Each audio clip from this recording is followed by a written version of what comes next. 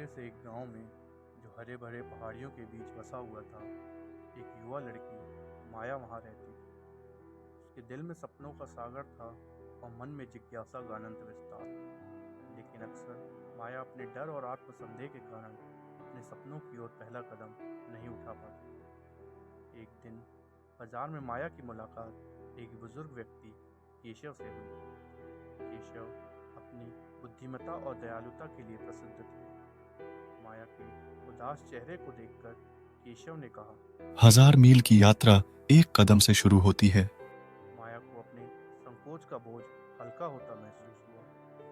प्रोत्साहित होकर माया ने पहला कदम उठाने का निश्चय किया। उसने छोटे से काम की शुरुआत की।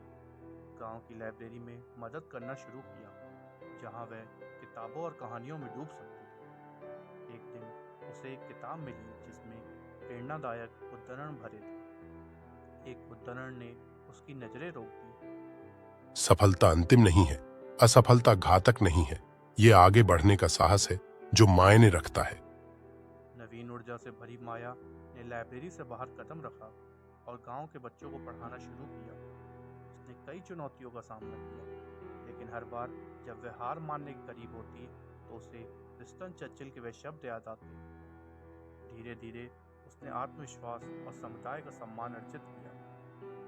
एक दिन एक यात्री गांव में आया और शहर में अवसरों की बात की। माया को प्रलोभन हुआ, लेकिन अनजान के डर से उसे रोके रखा। केशव ने उसकी इस झिझक को देखा और एक और ज्ञान की बात कही। हमारे कल के साकार होने की सीमा हमारे आज के संदेह हैं। यह शब्द माया के भीतर गहरे उतर गए। साहस जुटाकर माया ने गांव की सीमाओं को छोड़ने का निर्णय लिया। वह शहर गई, जहां संभावनाओं और चुनौतियों का भरा हुआ संसार उसका इंतजार कर रहा था। वहां उसने अपने पढ़ाने के जुनून को जारी रखा और अपनी कहानी से दूसरों को प्रेरित करती रही। साल बीत गए और माया की यात्रा उतार चढ़ावों से भरी रही।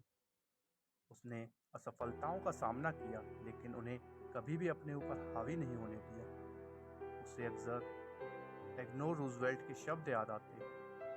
भविष्य उन्हीं का है जो अपने सपनों की सुंदरता में विश्वास करते हैं। माया का जीवन धैर्य और साहस का प्रतीक बन गया। उसने एक सफल करियर बनाया और अनगिनत बच्चों को उनके सपने पूरे करने में मदद की। जब वह अपनी यात्रा को पीछे मुड़कर देखती, उसे अपने उठाए गए कदमों और अपनाई गई बुद्धिमत्ता पर गर्व महसूस होता।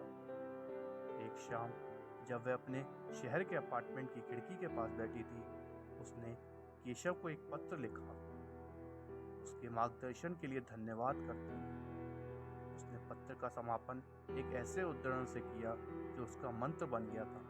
विश्वास करो कि तुम कर सकते हो और तुम आधे रास्ते पर हो। माया की कहानी दूर दूर तक फैली, अनगिनत लोगों को उनके सपनों का पीछा करने और उनके डर का सामना करने के लिए प्रेरित करती रही। उसके जीवन में भरे प्रेरणादायक उद्धरण और आगे बढ़ने का साहस सभी के लिए उम्मीद की किरण बन गए।